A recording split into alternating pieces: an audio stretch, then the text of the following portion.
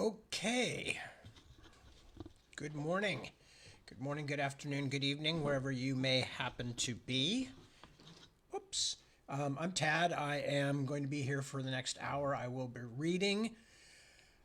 We had a lighting incident last week. My light appeared to die on me. I'm not sure now that that's true, but in the interim, I actually bought a new one.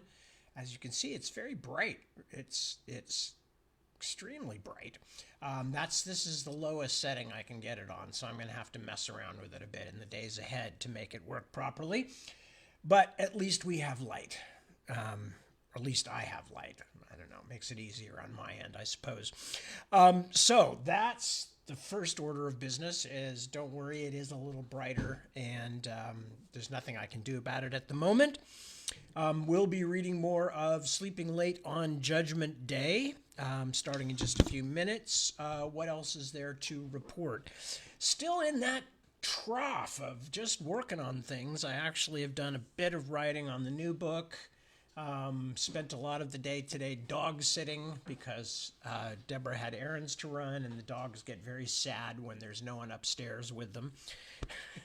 It's absolutely ridiculous, I know, the amount of time and energy that we put into making the dogs feel comfortable. Oh, I appear to have a tail sticking out of my shoulder there. Where'd it go? It was there a minute ago. There it is down there. Anyway, so let me see, anything else to talk about? Just the usual, just, the struggle that is life, and I say that with all modesty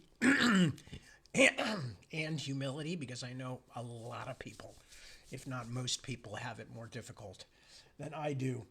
But still, just daily life, dealing with stuff. It's a struggle. It's always a struggle for everybody, I think. Just, we used to have to go and hunt for our food. And interestingly enough, we seem to have less free time now in the very modern 21st century than we did when we were all hunting for food and everybody had time to sit and carve things for themselves or scratch things on rocks or cave walls or whatever. Everybody was an artist, I guess. I don't know. But certainly I feel sometimes like I'm not sure that we really made the right choice when it comes down to modern life. But anyway, that's another complaint for another day. And it's certainly not an uncommon complaint for me anyway.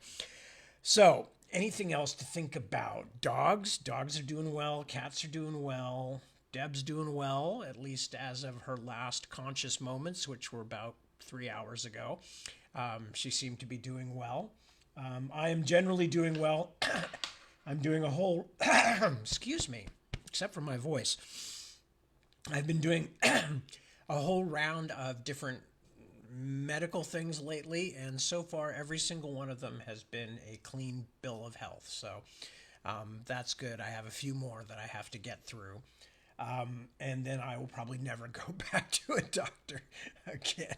No, they've all been very nice people. They're all nice. I just have had so many of them in the last several weeks because I had put them all off until after I finished the Splintered Sun. So now that the Splintered Sun is done, it was time to re-engage with the medical profession and go do all the appointments and stuff that I'd been putting off for like the last half a year to a year.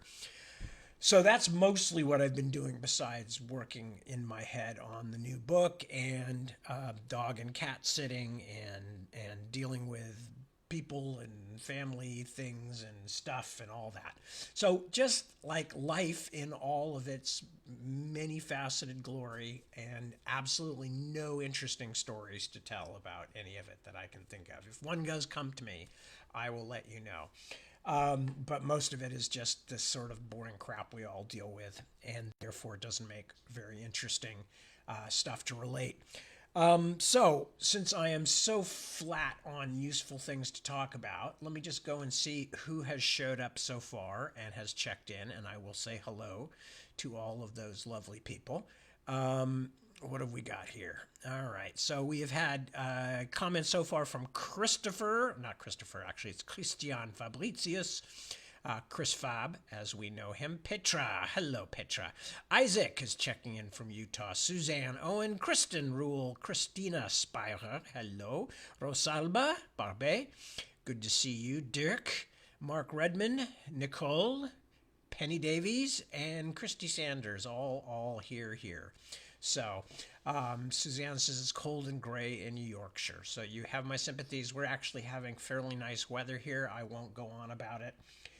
But of course that could change in a moment. So we live in a weird weather world these days, folks. So don't take anything for granted. Enjoy it when you have it. And when you don't have it, just be assured that things will change again fairly soon. It actually gets to the point where sometimes I go like, how far above sea level are we where we live? Is the sea level going to rise so much in the next 10 years or 20 years that it's going to threaten us? I don't think so, but it's the kind of thing I never had to worry about in my life before. I never had to think about it. And now I do. And of course, living in California, we've got all the other usual things to worry about because we're in the hills, in the middle of forest. We have to worry about wildfires. And of course, everybody in California has to worry about earthquakes. So I'm sure that these things are true in many other places. Other people have to worry about avalanches or tornadoes or whatever. So I'm not complaining particularly. I think I mentioned last week it was that people always used to say to my wife, like, how could you live in London when there were bombs going off in the 70s and 80s? And she was always like, I don't know. How can you live somewhere where they have tornadoes come swooping down out of nowhere and carrying entire mobile home parks away? You pays your money, you picks your poison. That's basically what it comes down to. I'm sure there are some places to live that are completely and utterly safe, but even there you could get hit by a meteor. It's like you just don't know. So we all tend to pick places that we feel comfortable with or that we grew up in. As in my case, I grew up in California. So I have lived other places, but California is a pretty nice place to live, and I have no complaints. Well, I have lots of complaints, but no complaints specifically about California as opposed to other places to live. Not that I couldn't live other places, and did and have, but it's one of those things that when you grow up somewhere, you don't always appreciate all the good things about that place. And then you move away and you begin to realize, oh yeah, I've been really conditioned to certain kinds of behaviors or certain kinds of expectations. And then when you eventually get back to the place where you grew up, you say, oh yeah, this was actually pretty nice. I didn't realize how good I had it. Or for some people, it's the absolute opposite, of course. Sometimes people get back to their hometown and go, oh my God, how did I stay here as long as I did? So anyway, cats are rioting on the floor. I don't know if you can hear them. They probably know that I have an open microphone now, so they're going to cause trouble. So, there's not a whole lot else to check in about or talk about, I fear. Let me see who else has showed up. Okay, Nikki has showed up. Sandra has showed up from Vienna. And Sarah Lena Safina Folkmarsen. I'm sure I'm mangling that name. Does sound like a Scandinavian name, Folkmarsen. Possibly Icelandic, I would guess, but who knows? Anyway, it is very nice to have you with us. You are welcomed. And I will be reading very shortly. Actually, I'll probably start reading now. Because as I said, I don't really have anything to say. I feel guilty. I used to have all kinds of things to tell tales about, and we're just kind of we're on a plateau, and that is not a bad thing. It means I have comparatively more time to think and to work on stuff and to have long stretches of being able to just lie around and think about what I'm working on. But it also makes for lousy raconteuring. I cannot tell stories if no stories are happening. So anyway, that's where we're at here. So I am just going to go ahead and start reading the book. If I think of anything else to tell you about, I will. But as I said, I'm just kind of in that thing at the moment where it's just taking care of stuff, just every boring household thing you can think of that has to be done: laundry, dishes, cleaning the floors, everything. And working in the midst of it and putting up with very badly behaved animals. And that is my life right at the moment. So, anyway, let us go back to the book and see if we can figure out what's going on. So, okay. Last chapters were about the attempt to find Eligor's horn, and their assumption or belief that because there was a presence sensed by their young Ellie Parmenter, I believe her name is. Anyway, that of something within the museum at Stanford, and then Bobby and his crew broke in, discovered that it was more of a trap than anything else. First, they had to survive being attacked by the Black Sun and all of their weird hell creatures that had been assigned to them. And by the time they managed that, then all of a sudden they had to deal with Anaita, who appeared in the form of her own mosaic, and along with 2 mosaic lions. And they finally escaped from her by discovering that the thing that they had sensed was not the horn, but was, in fact, a door, one of the doors that led to the Third Way's world. And so Bobby and the others escaped, but Helena, one of the 2 Scythian women, the 2 Amazons, was killed. And they had to basically leave her in this sort of in-between space, and Bobby then got back. And that's pretty much where he took Oksana back to the apartment. Of course, she is desperate and miserable because Helena was her best friend and lover, and that's where we're at. So I will continue then with chapter 33, which is entitled Rabbit Hole. I don't know if you can hear. Yeah. A not too silent protest. I don't know about you, but when I've spent weeks planning something and then it crashes and burns, bringing futility, horror, and death, I like to start planning something else right away. So I don't lose that winning momentum.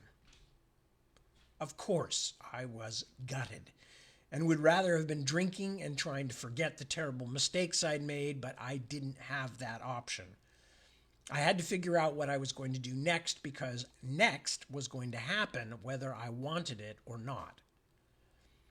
The morning news, at least in the San Judas area, was full of the results of our expedition. Attack at Stanford Museum, vandalism or political protest in the Courier was pretty typical.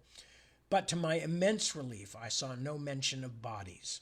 Apparently the guard who'd been downed was going to survive, and the absence of other victims in the reports suggested the Black Sun had taken their wounded with them when they fled.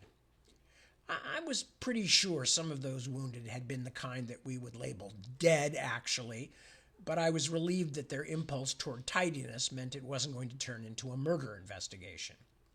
It's always about 10 times harder to stay out of trouble when it's a capital crime, I tell you with a sad voice of experience. How I longed for the days when I was still in good with my bosses, and I could have just called the cleanup crew from Heaven Central like I did for that Black Sun mess in the upstairs apartment. Still, I suppose even the heavenly cleaners would have had trouble trying to cover up the fact of neo-Nazis breaking in and tying up all the museum employees. Still, the blowback from the museum disaster was going to be quite enough to destroy me anyway. Not only had I made my beef against Anaita very clear to her, I'd slapped her in the face about as hard as it was possible to do, but I still hadn't found the horn. In other words, I'd made her angry without hurting her a bit. When I finished with the newspapers, Oksana was still asleep and looked as though she might be for hours, which was fine with me. It's one of the only things the truly bereaved can do, and I didn't know how much support I could give her in my current situation. In fact, I was thinking pretty seriously about taking her out to the airport immediately and putting her on a plane to somewhere, just so I didn't have to protect her from the shit that was going to go down.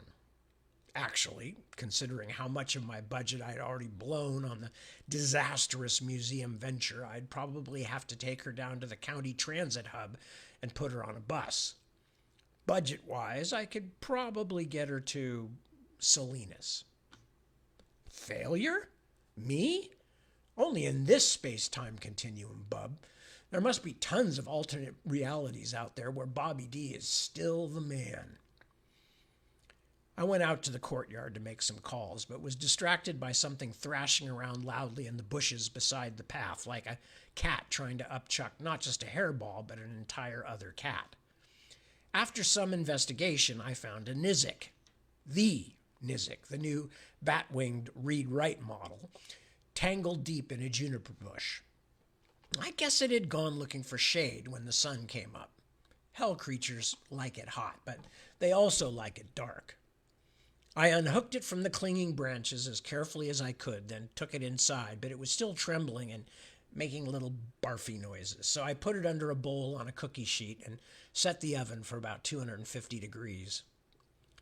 After 10 minutes or so, I put on the pot holders and brought it out. The little demon creature looked happier now and was already reciting its message. I turned off the kitchen lights and listened to the rest of it, then let the winged messenger cycle through the whole thing again. I suppose this is one of the reasons I fell for you instead of just destroying you in the first place like I should have. Your psychotic inability to compromise or do the smart thing. By the way, in case this wasn't clear, this is the message the Nizik is reciting, which is from Kaz. Your psychotic inability to compromise or do the smart thing. I'm so used to people who only care what's best for them that there was a certain charm in someone who couldn't take the sensible way out even under threat of torture and death. You were right about the gypsy story I told you our first time together. You wouldn't have done what Korkoro did. You would have charged up that mountain to attack the Fog King, and the whole thing would have been even worse for everyone, and all for a principle you're not even sure of yourself. Oh, Bobby, I can't tell you how much I want you right now. I want you all over me, pressing down with your weight, holding me like I was trying to get away. But I wouldn't be, because I know about being held against my will, and I also know about being held because it's exactly what I want, and I definitely know the difference between the two. What a ridiculous nightmare world this is, my lover, where two people who just want to be together would have to turn the whole universe upside down to do it. Maybe we shouldn't talk anymore, at least for a while. I thought I could handle it, but I don't think I can. All those years I lived in London, I should have learned from the English because they have the right idea. The only way to deal with people, living or dead, is at arm's length. Don't tell me anything that will make me cry, Bobby. If you send a message back, just be funny. Be sweet. Otherwise, I can't do this. I wasn't ready to answer her. Not just that moment. Too much stuff boiling in my brain. You know when you're a kid and you're so sad and angry that you just start crying? Like that. Instead of crying, though, I tucked the Nizik back into the warm bowl, blanketed it with a couple of my dirty socks, which I thought should make a little demon feel right at home, and stashed it in the back of one of the pantry closets so it wouldn't startle Oksana if she got up. Then I made a cup of coffee so strong it violated several workplace safety laws and took it back out to the courtyard to make some calls. The first was to Clarence. "Bobby," he said when he picked up. "Thank God you're alive." "Yeah," I said. "So's Sam, and so's Oksana. But Halina, she didn't make it." The kid was genuinely sad and outraged, which shows you that someone picked the right person to be an angel. In fact, he seemed to take it harder than I had. Not that I didn't feel sick about it. But in my case, it seemed like it wasn't the loss of Helena herself that burned as badly as my failure to keep her safe. Clarence, the rookie angel, like any decent person, reacted first to the loss of the woman herself and its effect on Oksana. After I'd given him the full battlefield report, the kid told me that he and Wendell had gone back to work as though everything were normal and that, so far, they seemed to be pulling it off. But what are we going to do now, Bobby? No, we this time. So far, you're still clear, or you seem to be. Let's keep it that way, especially since I don't have the slightest idea of what I'm going to do next, short of complete surrender. You and Wendell just keep on keeping on. I'll contact you if anything changes. But, Bobby... No buts. I appreciate what you've done. You're a good man, and I was wrong about you, but I don't want to take anyone else down with me. I hung up then. I wasn't being dramatic or selfless. It was just becoming clear to me that I was running out of options. That maybe this was not going to be a story that ended happily, no matter how much I'd hoped it would. After all the death and destruction, I couldn't quite imagine a way it could end well. Even Kaz was beginning to seem like a phantom. She had been my dream once, but now she was only a voice farther from my reach than ever. I had only one good piece of news for anyone, so I passed that along next via a message on Fatback's voicemail, letting him know his days of being haunted and burgled were probably over, at least at the hands of the Black Sun faction. Baldur von Reinmann was messily, monstrously dead, and Timon, Pumbaa, and any remainder of the local troop must be running for the hills by now. Or Argentina. As I considered my next step, I nursed my coffee and tried to keep thoughts of Kaz at arm's length. The sun rose higher in the sky, turning the dank gray December morning into something almost cheerful. Birds scuffled through the leaves that littered the concrete patio all around me, then leaped into the air whenever I set my cup down or recrossed my legs. Why had I been so certain that I'd find what I wanted in the museum? I'd thought I was going at the problem in a systematic way, but the more I looked at it now, the more I saw what I felt sure was the real Bobby Dollar, a creature of reflexes and reactions, following whatever the most recent stimulus had been, half the time getting it completely wrong, the other half getting things right mostly by accident.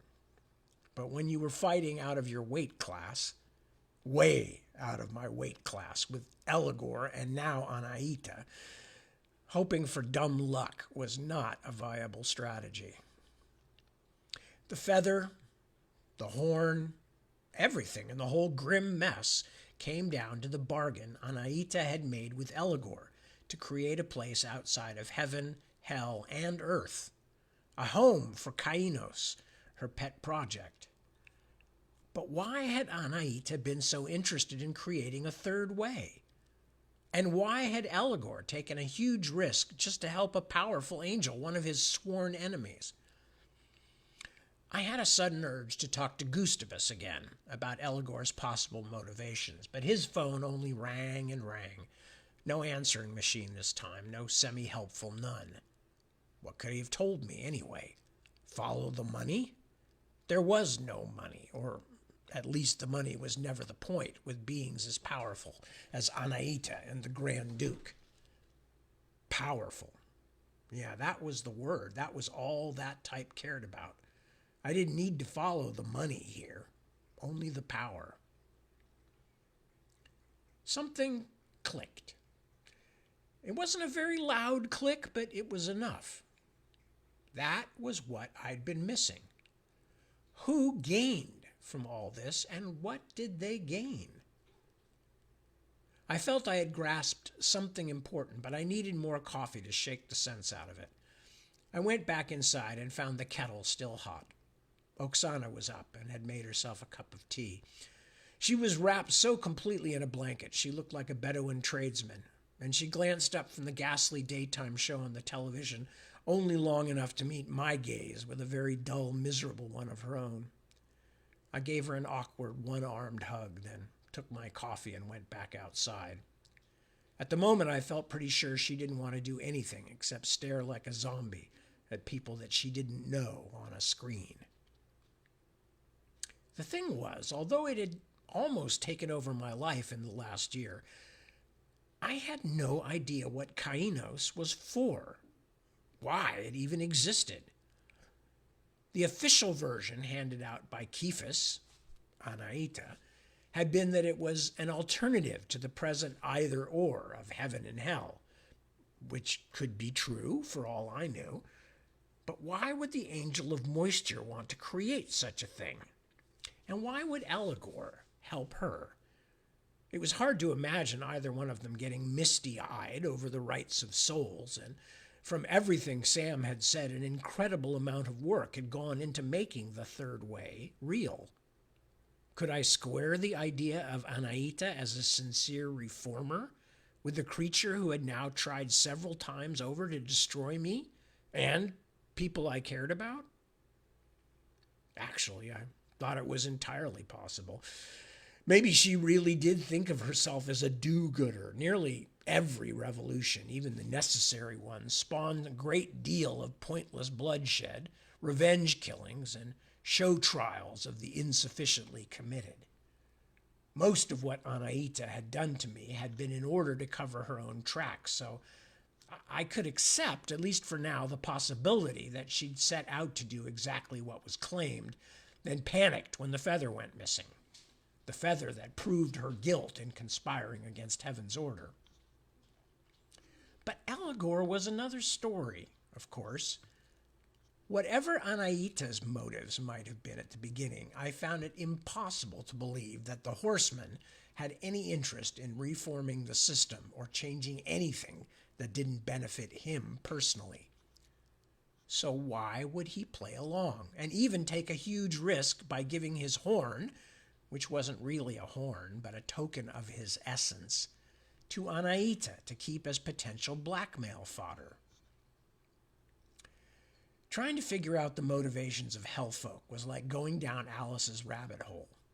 I put it aside to concentrate on things that I had a better chance of answering. Don't worry about anything else, I told myself. Follow the power. I couldn't yet answer the questions about who benefited and why, but there were still plenty of other things to consider. I'd been fairly sure that the horn was hidden at the museum, because Anaita had gone to a lot of trouble to conceal something there. If it hadn't been the horn, if it was only the entrance to Kainos, why? Why hadn't she just built the doorway into one of the many rooms in her giant fuck-off mansion? Because she needed to hide it, had to be the answer. Anaita wanted ready access to it, but not in a place obviously associated with her. Heaven didn't like the third way, not at all. And it probably took a great deal of power to get there and back, or at least enough to be noticed by heaven's higher-ups. That might be why the doorway to Kainos was hidden far from Anaita's own house. Perhaps that was also why she hadn't followed Sam and I through it when we got away from her.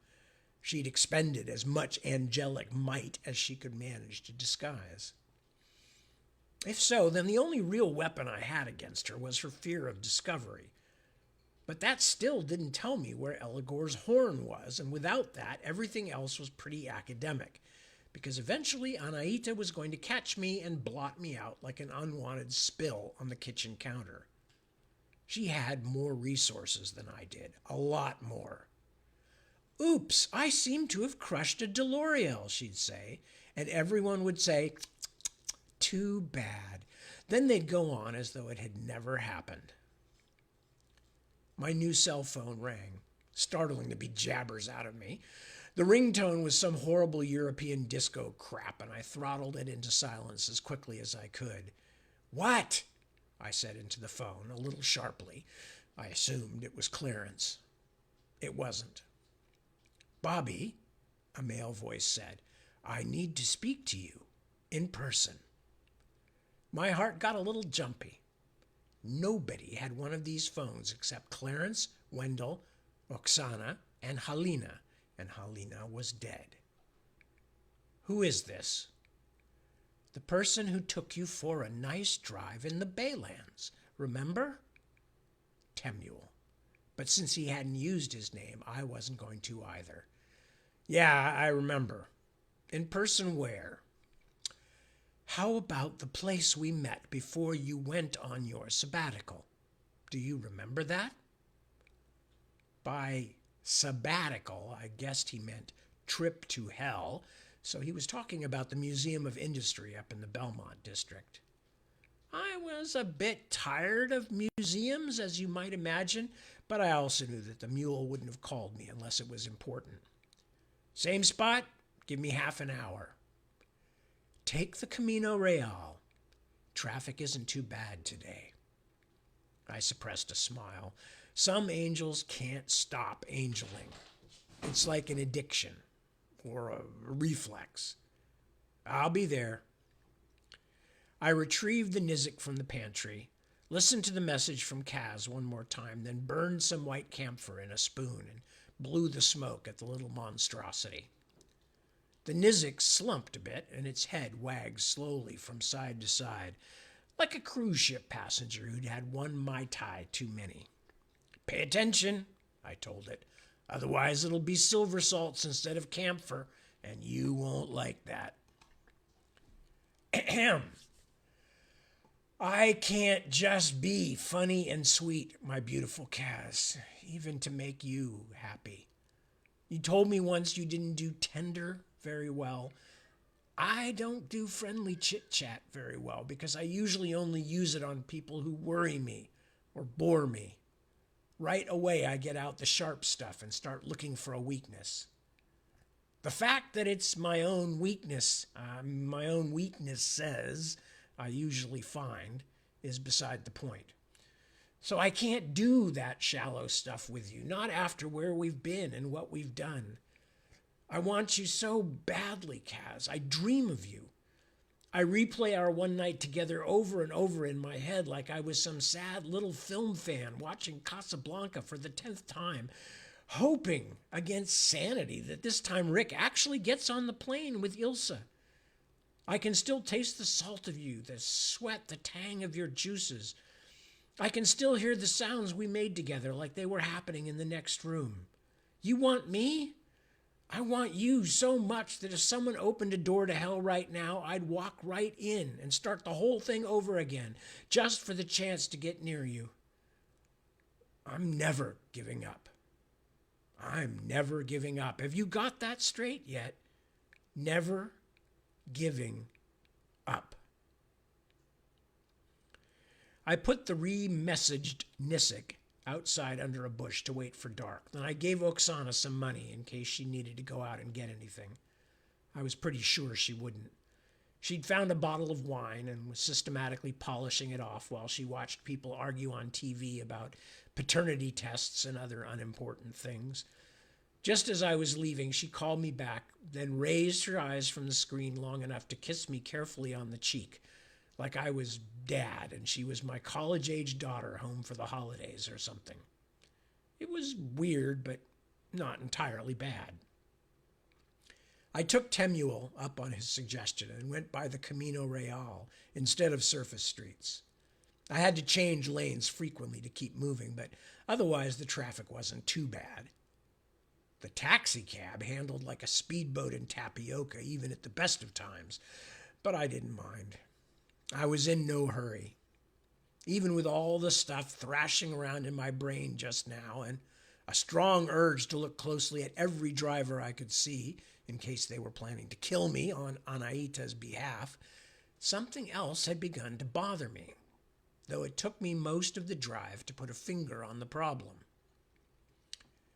My boss, Temuel, had called me on my Serbo-Croat Sphinx phone. But Temuel wasn't supposed to know about the Sphinx phones. That's why I bought them from Cubby Sphinx before the museum break-in, so that the Amazons Clarence and I would have a private method of contact that neither heaven nor hell knew about. This was the second time Temuel had done something like this to me lately, and neither made sense. He'd known when I called for a cab, too, the very cab I was now driving. He hadn't told me how he'd done that trick, and now he pulled another one. He really was keeping tabs on me, probably tapping these new phones, too.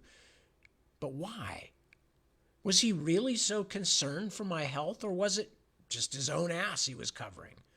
That made more sense, but it meant that things would change very quickly if our interests ceased to coincide. Another thought struck me as I approached the museum. Why tell me to take the Camino Real unless he knew exactly where I was driving from in the first place? If I was hiding out in the hills or down by the bay shore, the Camino would be a pointless detour. But that meant he didn't know only about my new phone, but also suggested he knew where I was staying, and I had made sure none of my associates ever talked about Kaz's apartment on the phone. Even the Amazons had known and respected that rule. For a moment, real fear rose up inside me.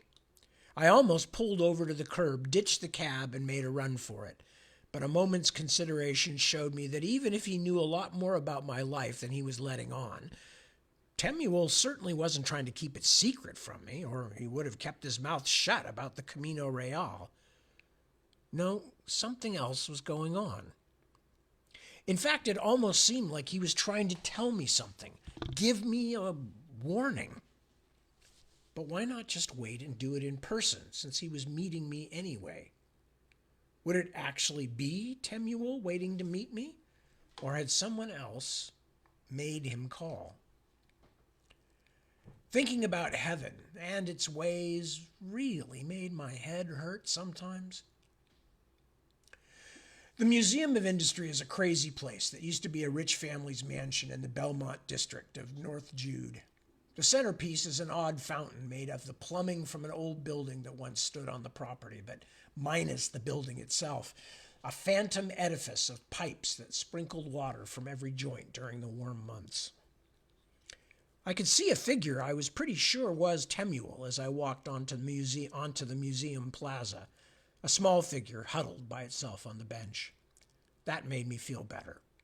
The sun had given up an hour ago and sloped off behind some clouds, leaving a cold, gray afternoon. Nobody else was in the area except a couple of women in business clothes just departing on the opposite side. I waited another minute, watching from the shadows of one of the museum's wings, but Temuel only sat. He didn't talk on the phone. He didn't look around. He is perhaps a little misleading, because this time he was a she. Temuel appeared to be wearing the older Hispanic woman body I'd seen once before. The archangel liked disguising himself, but this time he hadn't bothered to fashion a new one. At last I took a deep, calming breath and started across the open plaza. Temuel looked up as I approached. It was indeed the same body he'd worn once before, the one young Elvis had so charmingly referred to as a cleaning lady. "Delorio," he said as I got near, "I'm glad you made it." For some reason, this plunged me right back into paranoia again. Because we'd met several times outside of heaven, and during all those visits, Temuel had never called me by my angel name. Only Bobby. I slid my hand into my pocket so I could feel my gun. He gave me a look of mild disappointment. "Don't do that, please. It's not going to help anything. Look, I'm putting my hands up." And he did, lifting them slowly into the air, those brown, hard-calloused working woman's hands. Then he slowly dropped them again, but this time they left trails of burning fire down the air. 2 angels stepped out of the zipper on one side of him. 3 more stepped out of the zipper on the other. All 5 had the cold, serious look of Counter-Strike veterans, and all of them were pointing serious-looking weapons right at me. They had been there all along. Temuel must have hidden them outside before I arrived. "Please don't do anything foolish, Advocate Angel Deloriel," my boss said. "Just let them do what they have to do." I could barely talk. I was so angry, so miserable. "And what if I don't?" "Then they'll shoot your body to pieces, I expect, but your soul will still be going with them." He gave me a look that I could not read for the life of me, flat and emotionless. "Please don't, Deloriel. It's a waste of materials, and you know our department is always up against budget constraints." Before I could think of any reply to this amazing statement, someone grabbed my arms from behind, and someone else stuck something sharp into my neck. I had time to open my mouth, the words "fuck you" forming on my lips, but I never got to say it before nothingness came and swallowed me. Chapter 34. Deep Inside It. By the way, because it's a visual cue, this whole bit is in italics, which is what I usually do for things that are either reported conversations or dreams or internal thought processes. She was sitting beneath a tree in a patch of filtered sun, the gold of her hair so pale it looked almost. I felt like I might cry. "You're so beautiful. Oh, God, you're so lovely, Kaz." "Trite," she said. I laughed and dropped onto the ground beside her, leaves and fallen evergreen needles crunching beneath me. I kissed her cheek, then down to her neck and the curve where neck met shoulder and an expanse of smooth skin. "Don't bite." "Sorry." There was indeed a small drop of blood where I had been too fierce, too careless, a glitter of red. I got carried away. "You're so right." She pushed me back. I didn't understand why she was upset with me. It was just a little blood. "Come on, don't take it that way. Come back." "Forget it. You're tight." And suddenly she was walking up the slope, leaning forward a little to keep her balance. The sun falling on the hill above her seemed too strong, too powerful. It wasn't the sun at all. It was something else, something blinding. "Kaz, I haven't had a single drink all day. Come back. Don't be silly." "I don't want to fight," she called. I got to my feet and scrambled up the slope after her, but already I was having trouble seeing where she'd gone. A mist rolled slowly downhill toward me, a great ground-hugging cloud. "Kaz, something's wrong with my sight." Her voice rolled down the hillside, this time with a note of terror in it, but I couldn't tell the direction. I was stumbling over stones that blended into the gathering fog. I fell and got up. "Kaz! Kaz, where are you?" Her voice was fainter now. "I think it's turning to night." But it wasn't getting darker at all. Rather, the mist was rising up all around, stretching itself like an animal just awakened from hibernation. I was lost in a sea of cottony nothingness. "Kaz! Bobby, I'm getting really frightened." Something cut her off in mid-cry. I shouted her name again, but no reply came. I charged uphill, but something went wrong, and I was staggering downhill instead, far too fast. I swung my arms to keep my balance, but I was out of control. It was no longer just mist that surrounded me. It was something colder. Snow. Flurrying, whirling, making everything the same, turning everything. Where was she? Had the Frost King come to take her back? Or had that only been a story? And all around me, silence. All around me, nothing but white and more white. "Where did you go?" Nothing but white. "Kaz!" just white. Kaz, come back! White. It was like rising slowly through milk or from the center of a pearl toward its outer edge. For a long time, I didn't even realize I was awake because the difference between the white dream and a real dream was so small. It was only when I realized I was thinking the same kinds of thoughts over and over that I finally knew I was actually conscious. Still, it wasn't exactly the kind of consciousness you could stake a claim to or build a house on. Nothing that satisfying, more like being an iceberg in a sea of other icebergs, the slow bumping of thought on thought, the unending and unchanging surroundings. I wanted to be alive again, to do things, to be something, but instead I could only float. I'm in some kind of prison, I finally realized. At first I couldn't understand why such a cruel thing had been done to me, but then it came back. Temuel's betrayal, the needle into the vein, the darkness that had rushed at me like a silent storm.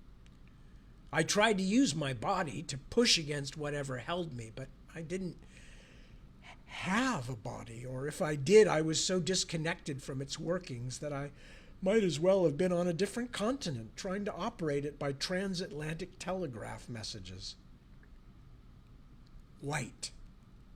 I was in white so deep that nothing else existed, so complete that it was hard to think coherently. It reminded me more than a little of the between place I'd gone after being tortured by Eligor, that gray, utter emptiness.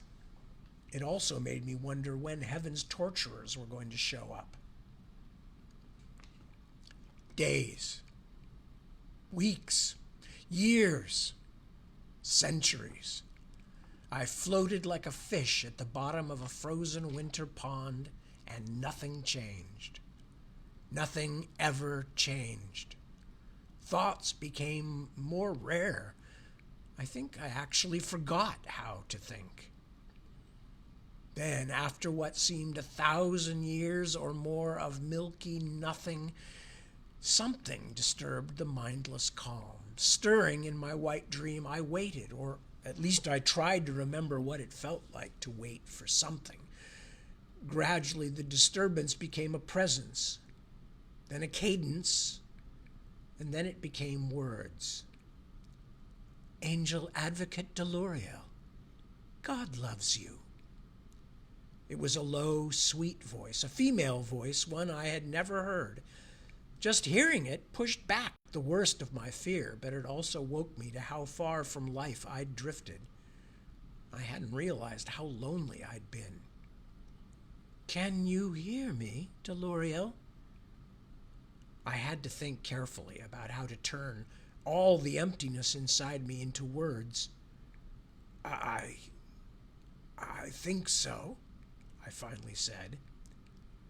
The presence settled closer, warm and comforting, like the mother I must have had once but couldn't remember. For the first time in longer than I could remember, I wasn't alone. I didn't ever want to be that alone again. I am Pathiel Sa, Angel of Conciliation. Do you know why you are here?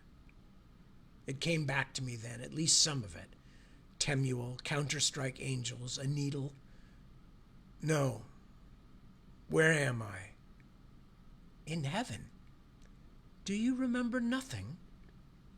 My thoughts were as slow and clumsy as blind grubs. I remember Earth.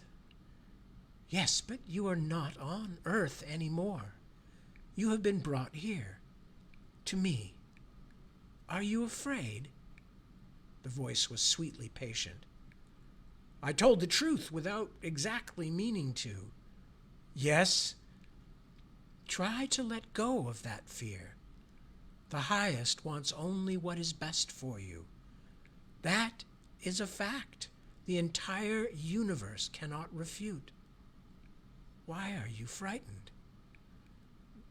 Because I'm so small, powerless, and there are bad things happening. Powerless, you say? Are there things you cannot do? Things that are important to you? Left alone. Be left alone forever. In the white. I could barely frame my thoughts. I felt like a head wound victim waking up after only partially successful surgery. But they won't let me. I fished for words, but deep in the cold white, even with Pethiel's Sa hovering comfortably close, they were hard to catch. Try to be good was all I could come up with. And are you good, Deloriel? I wanted her to stay. I wanted to tell the truth. My returning thoughts were like shivers convulsing me without really warming me. I felt crippled by my long bath in emptiness. Try, but it's hard. Maybe I really am bad. What do you think, Deloriel? Are you bad? Have you done bad things? Why was I afraid? Pethiel Sa wanted to help. I could feel that. I didn't think I'd ever felt anything so clearly. I don't know. Is that true? Something deep inside me shrilled at me to keep silent, but that voice was easy to ignore. All I really wanted was for this floating cloud of sympathy to stay with me. Guess I guess I have. I'm a good person, really. I try to be. But you say you've done bad things, Deloriel. I didn't want to, but I had wanted to, at least some of them. I'd wanted to do some of those things very much. Can you do bad things and still be good? Yes, good people can do things which are not good, but they feel sorry about it. They know they did wrong. Are you sorry, Deloriel? Did you do wrong? Again, a smothered part of me tried to pull back, but the rest of me reveled in the feeling of safety, of being known and accepted, and I was tired to my non-existent bones of half-truths and outright lies. Also, after the clean cold of the long white, I felt as though I had been living in a swamp of falsehoods. I am sorry, I said. I tried to do the right things. Oh, Deloriel, it makes me glad to hear that, said Pethiel Sa. Her voice might have been her wings enfolding me, protecting me. And it pleases the highest, too. It pains him when his children are in pain or error. But most of all, it pains him when the good do not repent of their mistakes. He wants to love you, Deloriel, but he wants to love you for who you truly are.